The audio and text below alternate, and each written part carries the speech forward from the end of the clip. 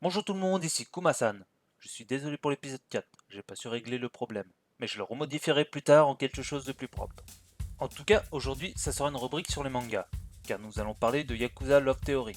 Créé par Keiya Mizuno et dessiné par Masaki Sato, il fera sa première apparition le 28 janvier 2013, sous les éditions Futabasha, et sortira plus tard en France le septembre 2014, sous les éditions Soleil Manga.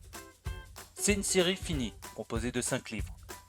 Et le genre du manga, c'est un seinen, ecchi, romance et humour. Par contre, l'histoire vise un public de plus de 16 ans, car il y a des références qui ne sont pas faites pour les jeunes lecteurs.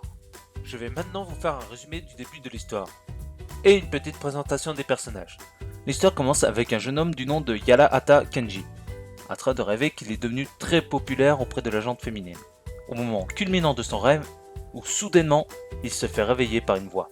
Quand il ouvrit les yeux, il a vu une tête à un endroit très particulier. Et c'est ainsi qu'il fit sa rencontre avec le fantôme Eya, le maître de PS de l'amour, qui veut lui venir en aide. Suite à une petite discussion plein de non-sens, il a disparu, laissant perplexe notre héros. Après cette étrange rencontre, Yarahata va dans un café avec ses amis otaku pour jouer, où il reverra pour un bref moment le fantôme. Il commence un peu à s'inquiéter de cette étrange personne.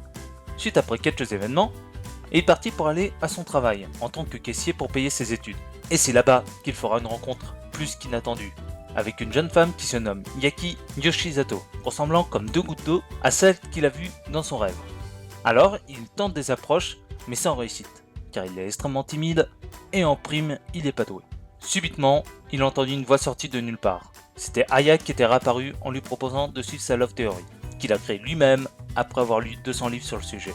Et c'est ainsi que l'aventure démarre pour notre duo, en quête de réussir à séduire cette jeune fille, pour que notre héros soit en couple avec. Et voilà un bref résumé sans trop en dévoiler.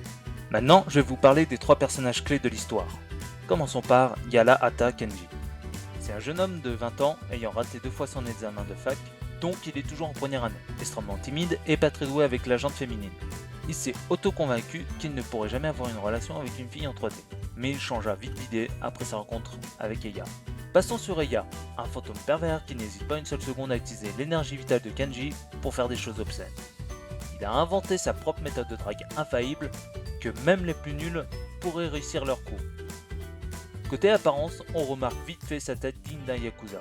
Voici la dernière, Yaki Yoshizato, jeune femme de 20 ans qui est en 3ème année de fac. Elle est la fille du patron du magasin et travaille pour aider son père. Elle est de nature douce et gentille, mais n'arrive pas toujours à comprendre les actions de Kenji. Voilà pour le résumé des personnages clés. Maintenant, je vais vous donner mon avis sur le manga. Comme diraient certains, c'est une pépite. Au début, quand j'ai acheté cette série, je n'avais pas une grande conviction. Les dessins étaient propres et l'histoire avait l'air marrante. Mais que dis-je? C'était juste hilarant, bourré d'humour salace et d'humour noir. Comme je l'ai dit un peu avant, le dessin est vraiment propre. Le hasard fait bien les choses, je vous le dis. Les 5 tomes, je les ai juste littéralement dévorés. Juste un peu dommage qu'il ne soit qu'en 5 tomes. Il y avait clairement un goût de reviens-y. Et voilà, ça sera tout pour aujourd'hui. J'espère vous avoir rendu curieux sur cette série et que vous y jeterez un œil. Sur ce, je vous souhaite une bonne journée et à bientôt pour une nouvelle vidéo.